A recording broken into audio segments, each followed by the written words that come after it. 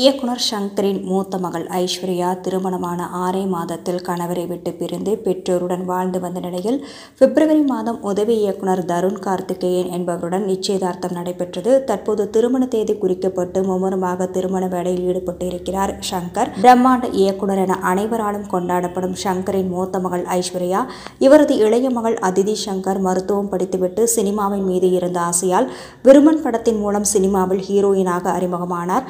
தனது மகள் ஐஸ்வர்யாவிற்கு 2வது திருமணம் செய்து வைக்க முடிவு செய்த ஷங்கர் தன்னிடம் உதவி இயக்குநராக இருந்த தருண் கார்த்திகேயனை மருமகனாக்கியுள்ளார். இவர்களின் நிச்சயதார்த்தம் பிப்ரவரி மாதம் மிகவும் எளிமையாக நடைபெற்றது. இந்த விஷயத்தை ஷங்கரின் 2வது மகள் அதிதி ஷங்கர் இன்ஸ்டாகிராமில் போட்டோக்களை போட்டு உறுதி செய்த பிறகே இந்த விஷயம் வெளிச்சத்திற்கு வந்தது. இந்த நிலையில் இயக்குனர் ஷங்கர் திருமணத்திற்கான வேலையில் மும்முரமாக ஈடுபட்டுள்ளார்.